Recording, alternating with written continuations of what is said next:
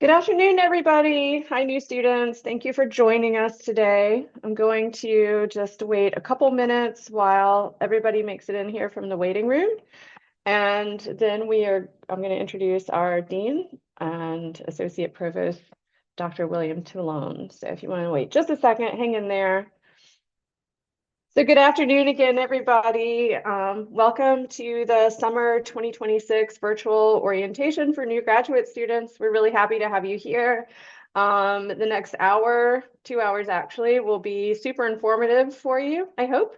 We're going to start out with a welcome from the Associate Provost and Dean of the Graduate School, Dr. William Toulon, who's here to welcome everyone today. So I will turn it over to you, Dr. Toulon. Hey, good afternoon, everyone, and welcome to UNC Charlotte. As said, Dr. Young said, my name is Bill Talone. I'm Dean of the Graduate School, and I certainly want to offer my heartfelt welcome to all of you for joining our university in your graduate studies. Uh, for, to begin by thanking you for choosing us, but I also want you to know that we have chosen you, and that's part of what makes UNC Charlotte such a special place to grow and develop and to learn. We have been in this role for a little while now, and I've learned about the special programs that we have and how they support and nurture our students. We also have an award-winning program around student success that our graduate school operates, and you'll be hearing a little bit about that throughout this orientation session. Uh, I wanted to mention as well that I'm located in Reese Hall. So when I know that a number of you are in distance education programs, and of course you can contact me electronically, but if you ever need to speak with me directly, you can reach out to me and come visit me in Reese Hall, and I would welcome an opportunity to talk with you. I think you're going to find this to be a challenging, exciting time for you as you embark on these graduate studies. And as I said, we are thrilled that you are going to be a part of Niner Nation. And again, I just want to offer my welcome to you all. I was encouraged to be brief, so I'll stop there and hand it back over to Dr. Young. Thank you, Dr. Talone. I realized as he was speaking that I forgot to introduce myself. And so as Dr. Talone said, I'm Dr. Aura Young. I'm the interim director of the Center for Graduate Life and Learning. And we always provide the orientations for new graduate students, virtual orientation. In the fall, we will do more orientation sessions if you need a recap. So just a couple of little housekeeping things. At 5 o'clock, we will open up breakout rooms for all of the sort of specific questions that you might have. So we'll have one for online students. We have one for international student questions. We have one for financial aid questions. And then there's one for academic involvement or campus involvement, and I'll stay in the main room to answer whatever random questions you might have. So I'll be here from 5 to 6. You can hop back and forth between whichever room you want to get your questions answered. In the meantime, you can chat in questions, and our team here will try to answer them in the chat. I also thought we could start out with a little icebreaker thing. So I was going to ask all of you students, if you want to pop in the chat, where are you from? And everybody should be able to see everybody else's comments, so maybe you will be able to make some connections this way. Woo, lots of local folks. You guys are all seeing those responses, right? I felt North Kakalaki, yes. Raleigh, Rockingham, Ontario, so far away. Nice. Cherokee. Yeah, what a good group of folks. And then, so you guys can keep typing in your responses. Venezuela, awesome. But I was going to ask also if you want to put in the name of your program, you might meet some colleagues this way. MPH, MSW.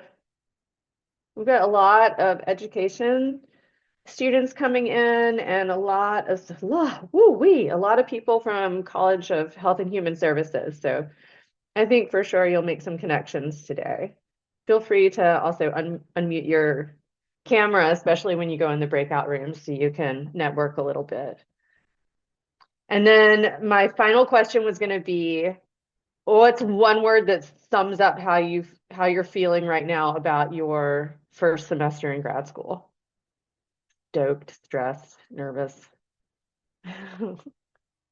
Lots of excited, lots of nervous.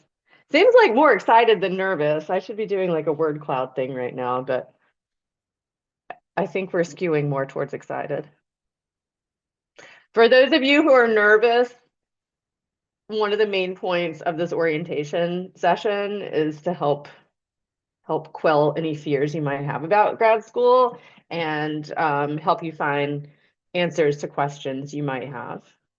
So, oh, only say nervous because I don't like to fail. Well, you know what? Anxiety and nervousness, we experience those feelings when something is important to us. So there's a good reason for that sometimes. All right, so what I'm going to do is turn it over to our Associate Dean, Dr. Catherine Hall Hertel. She's got some words of advice for some success in graduate school, and then I will be back to speak a few words as well. So, Dr. Hall Hertel, it's all you. Great. Thank you, Aura. And I'm going to add my welcome to everybody else. We're so glad to have you all here at Charlotte. It was interesting to see how you're feeling about this. And those emotions are really common and to be expected. So I will try to shed some light on things that might help a little bit. First, let me start by talking about what is the graduate school and what is our role. So the graduate school is over all of the graduate programs in the university, which is all the programs in 8 different colleges. So all of you are members of the graduate school. And part of our job is to support student success from the time you're admitted to the time you graduate. We are here for your entire journey, and you'll hear more today about the ways in which we can support that success. Now, sometimes when we talk about student success, we focus on the finish line, right? And certainly getting that degree in your hand is a really important part of being successful. But I would argue that success isn't just the future event, right? It's a continuous process. And it was one that you started long before you got here today. So I'm going to invite you to think for a minute about all the things you had to accomplish in order to get here. I mean, all of you earned an undergraduate degree, right? And that is no small feat. Then you had to figure out which graduate school you wanted to apply to. You had to do the application, and you won your spot here. Then you probably had to make a very conscious decision to start this journey, right? And maybe most impressive, you had to figure out all the logistics. You had to figure out, how am I going to pay for grad school, and how am I going to balance it with my very busy, complicated life? So by any definition, you are already successful, right? So keep that in mind. If you have these feelings of anxiety, you've already succeeded in a lot of ways. Now, I want to talk a little bit about what success in graduate school might look like. So I'm going to invite you to think about it in 3 different ways. First, think about the goal. We've already said, what is the goal? Maybe it is to earn that degree and to walk across the stage at graduation. And that is fine. That's a perfectly reasonable goal. But I'd also like you to think about it from a growth perspective, right? Growth is about the intentionality that the way you approach this experience, right? It's trying to make sure you're developing new high-level skills that are going to help you be a leader in whatever field you're in. And to do that, you're going to have to expand beyond your academic program. You're going to learn a lot through your academics, but there's so much more. And we want you to take advantage of the opportunities and resources to really help you be successful in your field. Lastly, I'd like you to think about success in grad school in terms of the outcome. Why are you doing this? Maybe it's because you want to get a new job, or you want to strike out in a new field, or maybe get promoted in your current role. Whatever it is, that outcome is part of your success journey.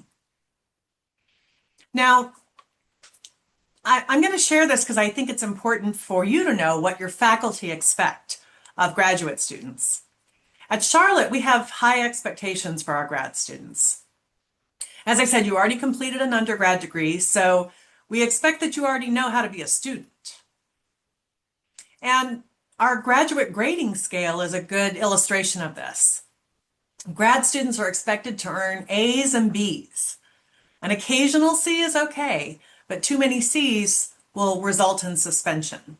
We don't even have a D in grad school.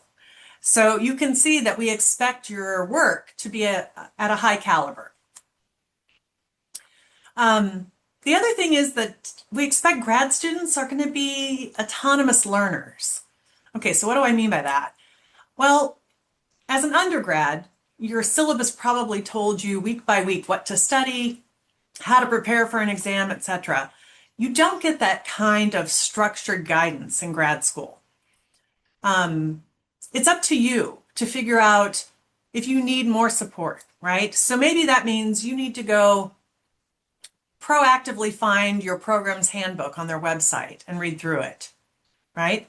You need to learn how to ask really good questions of your faculty, and also how to check your own assumptions. Those are all important parts of controlling your own learning experience, right? I think we also expect that graduate students set an example for others to follow, right? So you're expected to act with integrity and to uphold the highest academic expectations of scholars in your discipline, right? I mean, at the end of the day, when you think about success, success is sort of it's a bridge, right, between all the work you've already done and the future that you're trying to build. The graduate school is here to support you throughout that journey, and you'll hear more about that today from our wonderful students and staff. But please ask us questions. We're here to help you along the journey. So again, welcome and go Niners. Thank you, Dr. Hall-Hertel. So at this point, I just have like a super short presentation. Oh, look at all these reactions. I love it. Okay. So in coming up with like the 3 big things to think about that like I wish I had known when I first went to grad school, this is what I came up with basically. So begin with the end in mind. You want to be working towards your end goal, which means you need to set good goals for yourself on a daily basis, a weekly basis. You really need to be mindful of managing your time. It's really important in graduate school because a lot of the work you're doing on your own a lot of the times. And so it can be rather easy to kind of go off on your side quest or whatever. So time management and working smarter rather than harder. Putting tons of hours into something that's not productive is not going to serve you well. So you want, this feeds into my next point here, you need to know your academic resources. So like citation management is a huge thing. You can find all sorts of research and citation and publishing assistance through the library that you might not even know is available to you. So instead of like doing really tedious tasks like collecting all of your sources and things like that, you can do that through a platform like Zotero. Collect your citations there, and the library can teach you how to do that. We also have a ton of other academic resources, such as our Graduate and Postdoctoral Writing Center, and yeah, just a whole host of things all over campus.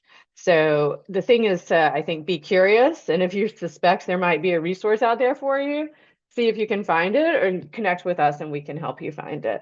Also, you want to focus on your professional development. Many of you are working professionals right now. Some of you are hoping to finish graduate school and then go on and get, your first big job. So all along the way, you need to be thinking about networking, career exploration, building your resume, beefing up your LinkedIn profile, all of these things.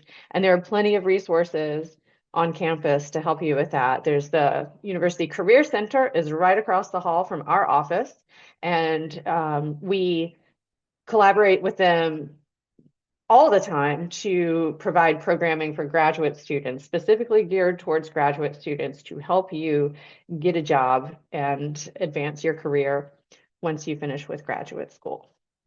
So let's see. Advisors and mentors are important. Do y'all see that slide now? I'm skeptical that my screen is sharing properly. So when you were an undergrad, maybe having a good mentor wasn't on your radar. And unless you were doing some sort of big capstone project, you might not have worked with an advisor or mentor at all. If you're a working professional, you might really appreciate the value of having a mentor. But here in graduate school, for sure, whether you're writing a dissertation or a thesis or doing a capstone project, or maybe even none of the above, you should know who your advisor is. That person is listed in DegreeWorks, which you can find your DegreeWorks at degreeworks.charlotte.edu. It's sort of like your living transcript. Figure out who your advisor is and make sure you have a relationship with them. Another good bit of advice is that you need more than one mentor, right? So you can get perspectives from all sorts of different people. So building a mentor map, as it's called, is really crucial when you're in graduate school and advancing your career. And then also learning to be a good mentee, because there's a lot that goes along with that sort of relationship. You need to respect your mentor's time. You need to be able to take constructive criticism. You need to come with them with, your sort of plan for where you want to go. So that's, some aspects of being a good mentee. And we have resources here that you can find to help you with identifying a mentor and maximizing those sorts of relationships. Also in graduate school, we focus a lot on community and wellness. Graduate school tends to be quite isolating. Like I mentioned earlier, you may be working on your own quite a bit. Maybe you are just in the lab, sort of in your silo. So we really encourage you to get connected with other graduate students, especially graduate students in other programs. What I really loved about graduate school, or one of the things I really loved, was getting the opportunity to meet and speak and collaborate with students who were not in my program whatsoever. And I always thought that that was like really inspiring and energizing. So I really encourage everybody to do that as much as possible. Know your health resources. We've got so many resources available to you on campus. We have, if you're an on-campus student, if you're full-time, and you pay student fees, you have access to counseling and psychological services, the Center for Wellness Promotion. We have an absolutely wonderful gym, actually more than one gym. And if you don't pay student fees, you can still get a really inexpensive gym membership here on campus. We also have like beautiful botanical gardens you can go take a walk in, and our office, the Center for Graduate Life and Learning, we also provide various sort of meditation sessions and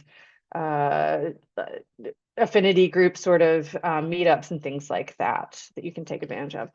And then another thing is, it's always really, really good to take some time to unplug and let the thoughts in your head just sort of percolate a little bit. I think a lot of times we tend to feel like if we're not working, then we're just being lazy.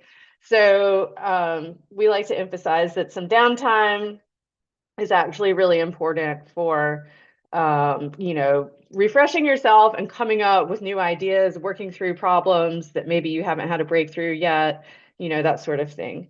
So, and then my number one takeaway for this afternoon is the Center for Graduate Life and Learning and the graduate school. We're part of the graduate school. We're all here for you from start to finish. As Dr. Hall Hertel already said, ask questions, ask us questions. You can chat them in right now. You can come to our office. You can give us a phone call. I've got the QR code down here to our link tree so that you can get connected. And then I know my colleagues are dropping all sorts of links into the chat that should be helpful.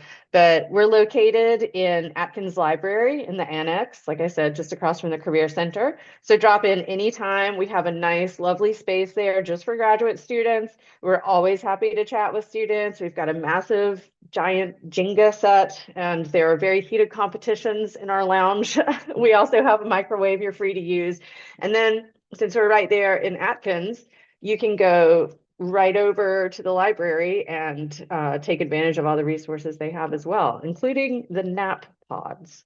So all that being said, the next thing on our agenda this afternoon is to speak with some current and continuing students. So let's see here. Lindsay, do you want to unmute? And who else do we have? I'm so glad that you joined UNC Charlotte. I am Lindsay Ann Schlicker. I am currently, or will be, come next semester, a second year MSW student. I have also been a part of GPSG during my first academic year, which is the Graduate and Professional Student Government. I will be in charge of one of the breakout rooms for ways to get involved on campus. If you have any questions, come on over and see me. I am originally from Long Island, New York. I moved to Charlotte, North Carolina in 2018 and completed my undergrad at North Carolina Central University. And my focus with the MSW program as of right now is kind of supporting graduate student mental health. Awesome. And then I have also our GA Kim is going to join our panel here. And I'm encouraging my colleague Laura Pagani, who is also a student, to join our panel. Hopefully Shuai will be back a little bit later.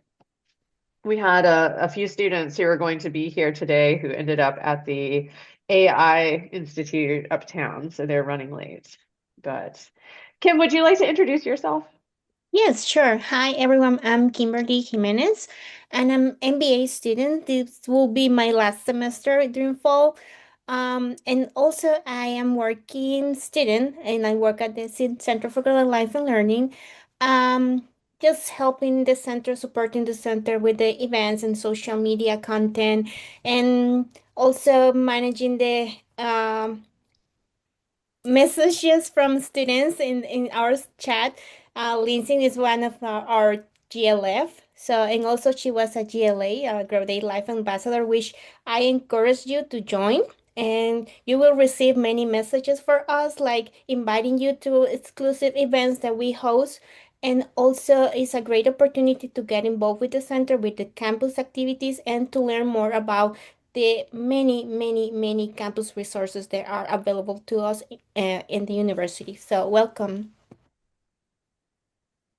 Thank you, Kim. That was wonderful. Laura, do you want to introduce yourself as well? Yes, hi everyone. My name is Laura, and I work for the Center for Graduate Life and Learning. And I just started last fall the MBA program, online student part-time, because I was inspired by our student worker Kimberly, and I decided to take advantage of this program to progress in my career. I did already have a master degree in Italy, and this is my first time studying in US, so it's a good opportunity for me to learn more about US education. And Laura is somehow managing a 4.0 GPA, right? And For the working moment, yes. I'm sure that it will continue in that way. I started the MBA program and quit immediately. So Well, it's very hard, but I can probably provide tips for people that are working full time and have a family, hobbies, and at the same time they want to study for sure. yes, absolutely. So let's see here. Do any of you have any feelings or advice about maybe what you wish you had known when you had first started your graduate program? Imposter syndrome is a normal feeling, but you have to understand that you already put in the work and you're already in the room.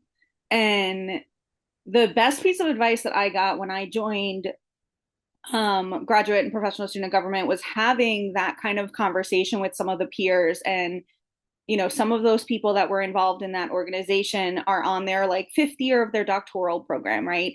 And I'm coming in as a brand new non-traditional student that took some time off between my undergrad, and I felt so lost and overwhelmed. And then just hearing them be like, yeah, I did that too. I felt that. And I was like, oh, cool. Okay, this is normal. I can forget about this now.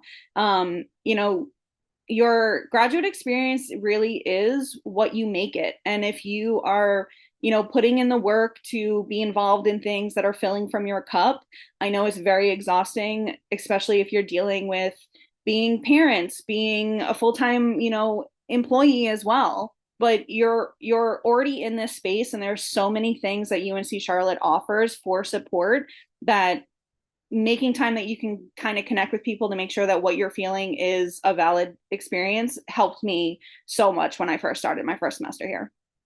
So, Lindsay, do you want to back up just a moment? Like, Yeah. maybe not everybody knows what imposter syndrome is. I did not know that word until after I got my degree, and then I was like, oh, that's exactly how I've been feeling forever. So, Yeah, like there were times that I wasn't sure if I was making the right decision. I was, choosing the right major, doing all the things, and it just felt like I didn't have a voice to be in the room that I was in.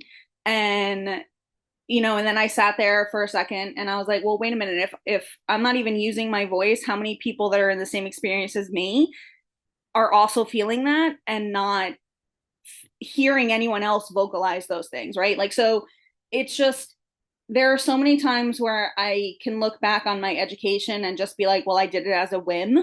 And like this go around, it's like I'm being very intentional with what I do and how I get involved.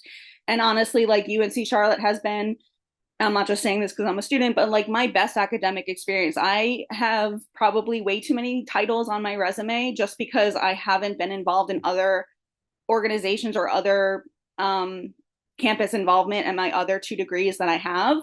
But yeah, like there are times where, I'm full disclosure, I'll be 37 this year. I sometimes feel I'm behind. I look at people who are younger than me that are in their fifth year of their PhD program, and I'm like, well, what did I do wrong? Right. So there's a lot of times where it's scary. Can I handle everything? Can I manage working? Can I do all of my other, extracurricular activities? And at the end of the day, you put in what you put out, and just knowing that some of the things that I'm feeling or experiencing when I share that with some of my other cohorts or peers through my involvement, it was reassuring that this is something that everyone's feeling. It was like a universal feeling. And sometimes I feel like we don't speak about these negative thoughts per se, or perceptions because we don't want to admit those. But those are the moments where I encourage you to be a little bit more vulnerable because I've made the best connections being honest with how I'm feeling. nice. Somebody says here in the chat, thank you, Lindsay, powerful. It's true. I mean, I did literally go through my entire PhD program joking that they must have somehow mixed up my application with somebody else's, and I really was not supposed to be there. So, and then it's crazy to realize that everybody else feels the same way for the most part, even if they seem very sure of themselves in class. So. Yeah, I would add that as an international person, that it's never too late to learn, and this is something that I learned here in US. Compared to my own country, where this can be a little bit weird. But here you can do everything you want if you want really to reach the goal. And then another tip that I would like to suggest is never be afraid to ask for everything you need. Support, as we said before, the Center for Graduate Life and Learning is here to support all graduate students. Um, so please reach out to us every time you think you need support, even if you think that is a stupid question or not that important. Don't forget our unit because we just are here for support graduate student like you. And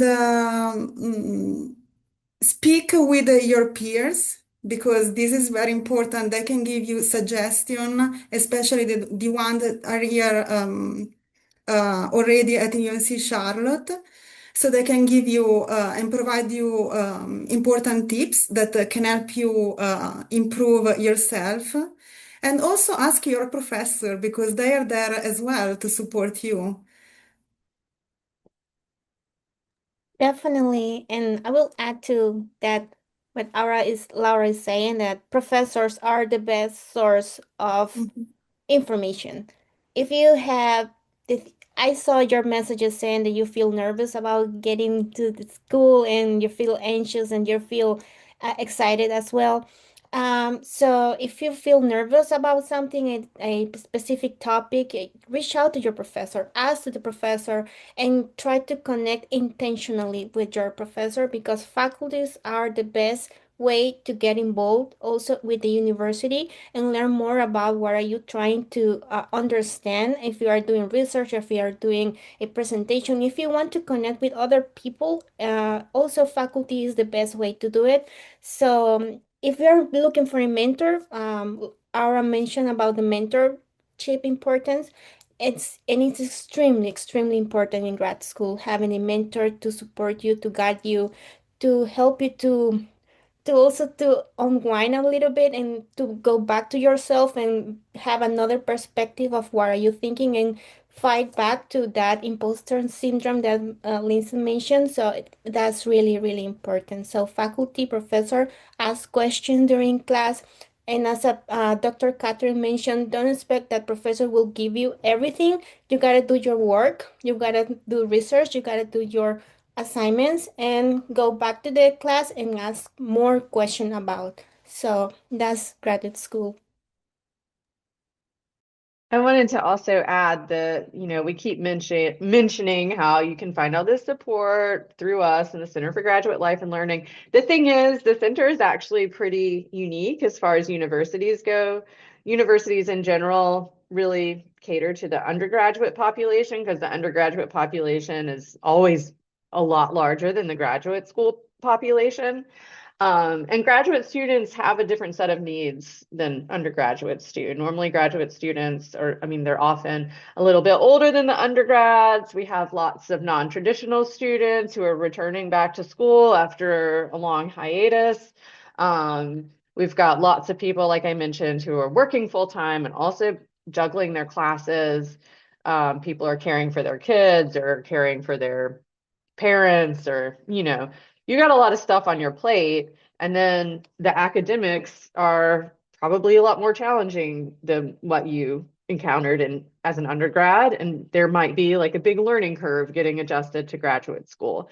So our center is there to provide all the stuff the grad students need all under one roof, and if we don't have it or if we don't have the answer, we figure out who does have the answer or who can provide the support for you.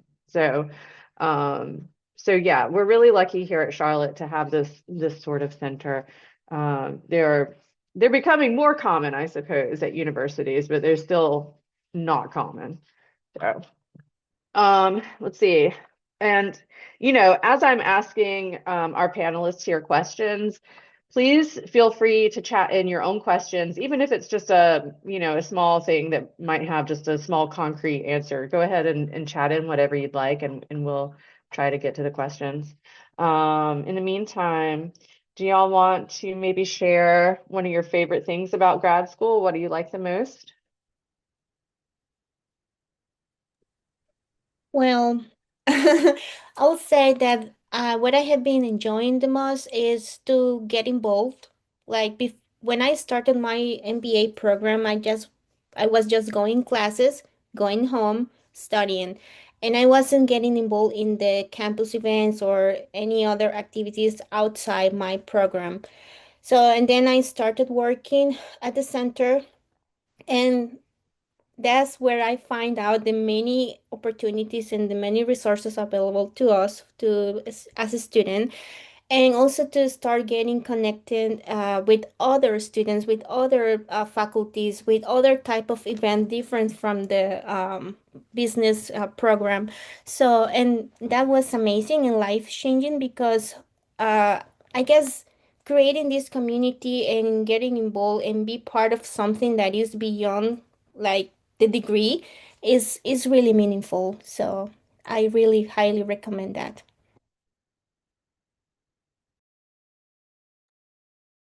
Thank you, Kim. Yeah,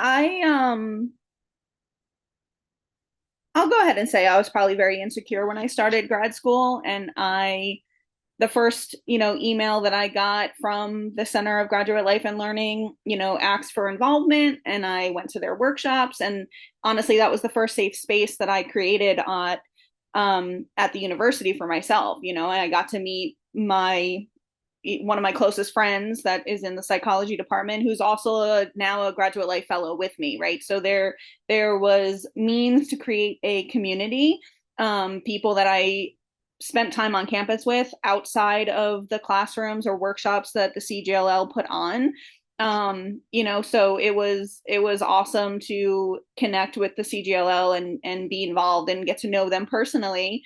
So I would highly, highly implore you to please take advantage of all of the workshops that they have, because not only is it for professional development, but you get to create your own community that a lot of times may be outside of your own cohort. So I get to meet with people outside different educational backgrounds, which is super fun for me, because I like getting to know people and doing all that. So if you're in and around, technically I'm an online student, so like you don't have to be on campus to take advantage. They have multiple workshops that are virtual as well, and you still get to have connections with people even in that setting. But yeah, so like the CGLL was my first safe space, and I would highly encourage you to stop by if you are in and around campus. Otherwise, definitely get involved. And you get stuff too. You get swag from them. Who doesn't need a hat when it's sunny? You know what I mean? Lindsay, I think that actually, once again, I've jumped ahead of myself, and I should probably explain what a grad life fellow is. And I know Kim also mentioned grad life ambassadors. So we have this fellowship program. It's highly competitive. Every spring, we put out a call for fellows. They are graduate students that are highly involved with the campus community. And what they do is really keep us connected to graduate students, help keep us relevant, help let us know what grad students are saying and needing. And they help us create programming, including social events, and they help us source speakers, and they help support like our large events where it's sort of like all hands on deck, like our big welcome reception in the fall, which maybe we'll see some of y'all there. And they're just really a delight to have around. And let's see, maybe Ben could put the link for our website into the chat. We don't have all of our new graduate life fellows for the 2026-2027 year on our website yet, but shortly there will be bios for all of them, contact information, all that kind of stuff. So you can always just go to the site, read up on them, see who you might want to connect with, see if you need to ask somebody a question, if maybe there's somebody there that might know the answer to it, that kind of thing. So, and then the Grad Life Ambassador Program is a similar program.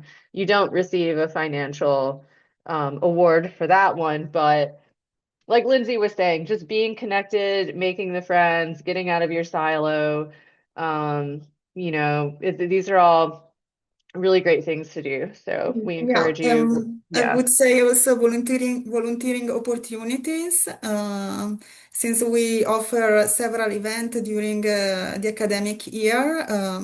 You can come and volunteer and work with us during event and have fun at the same time. Yeah, absolutely. Gosh, I saw a question in the chat that I totally meant to highlight, and then I have lost it here. But we do have a lot of questions about online students. And Lindsay, since you're an online student, maybe you could help because you've been so connected on campus, and I know that a lot of our online students are in the area. Well, although I could say very quickly, Ben, if you put the link in for auxiliary services for the student ID, that'd probably be helpful, I guess, for a lot of people there. Yes, online students need a student ID. The fun thing is you don't even have to come to campus to get it, and we do mobile IDs now. So you can just like send a sort of a headshot in and get your mobile ID, and then you can use that for unlocking buildings and getting your graduation regalia when you finish and all that kind of thing. So, but Lindsay, what tips do you have for the online students? So if we're just talking about academic success, I would encourage you to kind of connect with some of your peers. My Zoom room is essentially open the moment I'm awake until I'm closed. Last academic year, I was the distance education representative for the Master of Social Work committee. So I met with all of, the big wigs in the MSW program as a student representative. So my original cohort, we created a specific group me where we are in constant connection with each other, but then we also kind of break it out individually per class that we're in, because having over 100 students in this main chat where you're talking about different classes and things like that can be quite overwhelming. So we would usually, at the first day of the class, we would send a link in our Zoom, which is like, hey, we made a standard, like a separate group me for this. That way we kind of like, don't forget about this assignment, guys, or what did he say in class, which was super helpful. I also kind of work on some of my assignments, with my Zoom room open, where we're like, then swapping our papers to be like, can you proofread this? Oh, shoot, that's a grammatical error. Excuse me. Thank you for catching that. I was a big component during my undergrad. I had 4 students that after we logged off a class, we opened up one of our, it wasn't Zoom, but I'm going to say Zoom at the time because I can't remember what technology we used. And we would sit there for like 4 or 5 hours working on assignments and built that peer accountability. So I would definitely encourage you to do that. There are other means to get involved digitally, like the Graduate Writing Center had like Right Now sessions, and that was really when I did most of my school assignments, to be honest with you. And then I'm trying to look through the chat if there were particular questions regarding obviously each I'm going to assume that each college has on their website an order of what classes you should be taking when, because my department does that. So I was able to print out what my tentative schedule was going to be for my entire time here. So I'm saying this as a blanket statement that I'm assuming that most of the academic fields also do that. You just have to go to their website, and then it should kind of give you listings of, what the advanced standing, degrees are or classes are. And so you can kind of have that schedule. But then I would also encourage you to be flexible with when you need to take your elective classes, if you have any of those. So as a MSW student, they've kind of built in my electives during the summer sessions, but please look ahead when they send you some of the information on what classes there are, because not every elective is available when may be most convenient for you to take the elective. So for example, I'm taking 3 classes this summer because I want a specific elective. So kind of having some forward thinking to be like, okay, when is my internship or other degree requirements that you need to do? When I'm doing my capstone project, I don't want to have to take a elective class. So I'm trying to bulk up now so that I can spend more time focusing on that. So having that forward thinking, I think would help you out, but you also have to remember that when you're pulling your hair out because I'm overbooked. So please be careful. Make sure that you're also aware that there are other means of rest. Like I said before, I'm a big component on graduate mental health. Rest doesn't just mean taking a nap. Okay. You can go for a walk and that will still be considered rest. I know it sounds counterintuitive because you're exercising, but like going outside, touching some grass can help your mental outlook, especially when you have a lot of other extracurricular, things that are drawing at your attention. Building a specific schedule to maintain, I know that Fridays I'm usually not doing anything, so that's my rest day.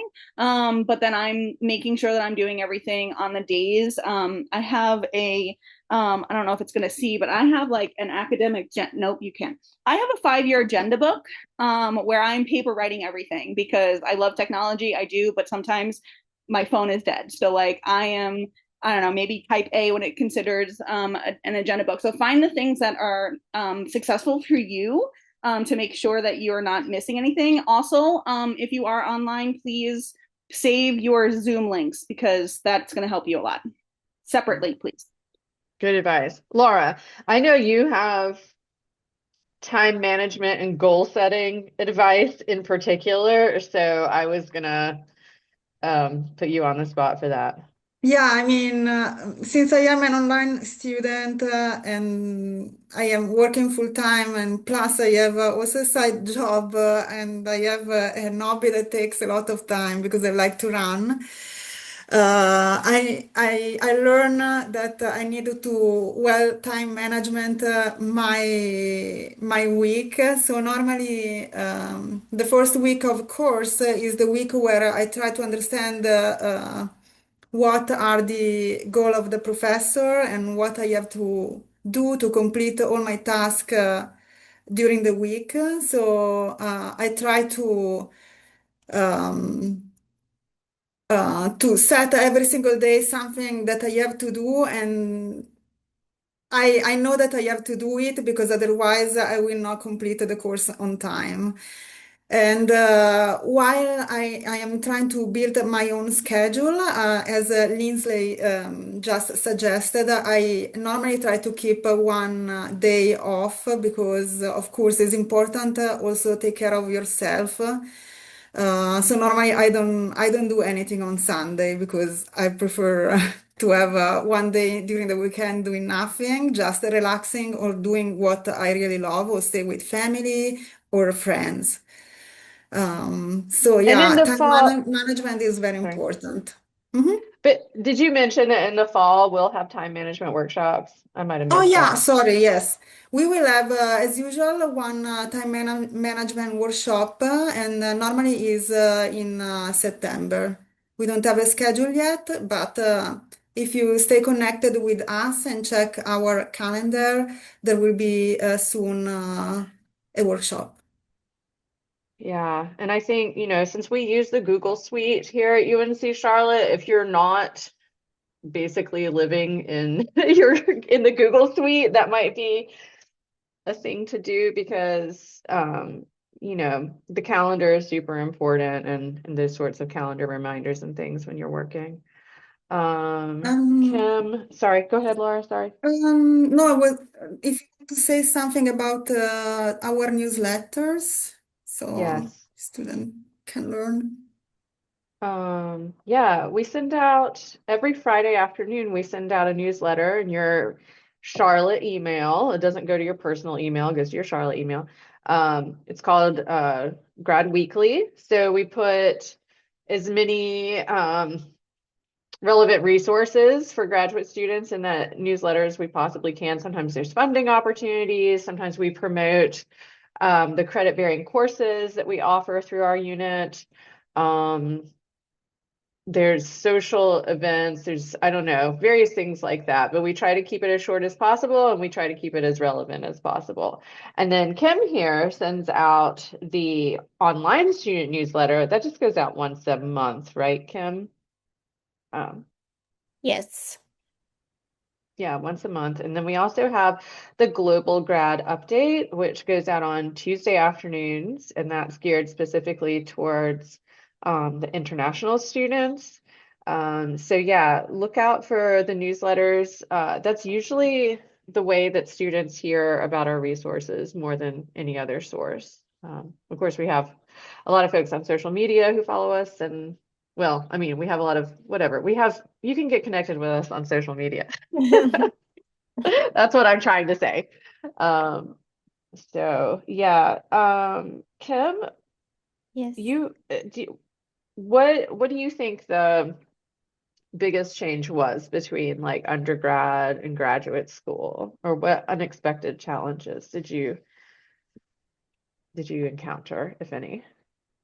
Well, I'll say that just the fact that this graduate school is challenging, um, not just because, I mean, graduate school, you are supposed to know something, right? We have a background knowledge and also we have experience if we have worked before to get in to the graduate school. So and it's kind of it was challenging for me if for example we don't as a business students we don't only have one specific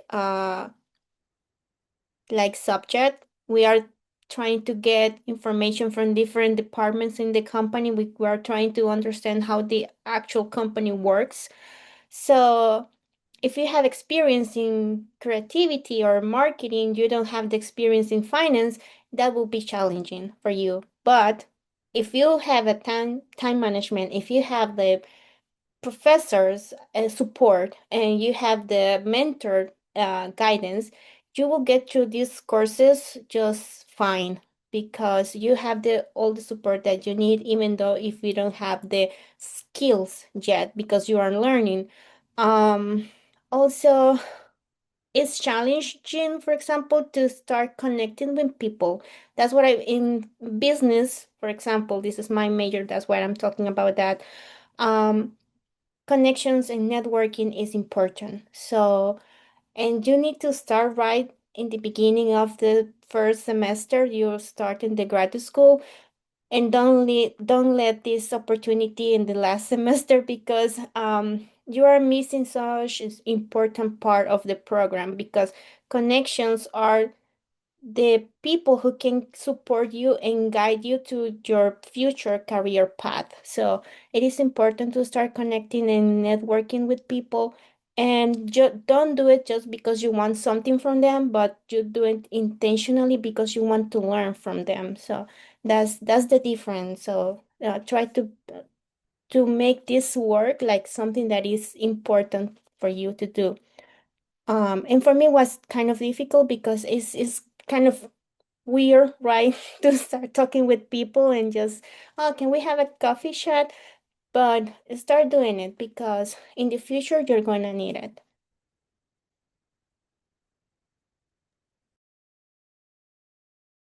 Laura, did you have something to add? You looked like you were going to unmute. No, I was perfectly agree with Kim.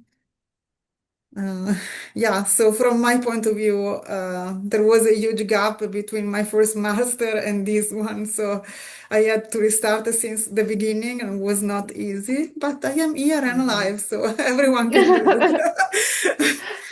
Yeah, I mean, we have, a couple of people in the chat who say they're super nervous about balancing life and being a parent and all that kind of stuff. And, I just put in the chat, it's not forever. It's true. Graduate school is hard, it's challenging. If it weren't hard and challenging, then everybody'd do it, Not it's not for everybody, but it's only for a finite amount of time. So you get through it and you'll be a better person at the end of this journey. So, um, let's see here. Any last bits of advice here for our students before we open up our breakout rooms in a couple minutes. I think, oh, I remember the question that was in the chat earlier. Somebody had asked about resources, like what resources did we wish we had known about in graduate school? I just want to say that I did not go to the Career Center until I was desperate to find a job. And that was a huge oversight on my part. And our Career Center in particular has so many resources on their website. There's a resource called Big Interview where you can interview with AI and it'll give you feedback and sample questions and all kinds of things like that. You can go in there and get a free headshot. They have this machine called Iris and it takes a nice professional looking headshot. They've got all sorts of like resume templates and you can go in and drop in and consult with somebody about your job application materials and things like that. They host huge career fairs. They have many events online and in person every single week. So don't wait until the last minute to go to the Career Center.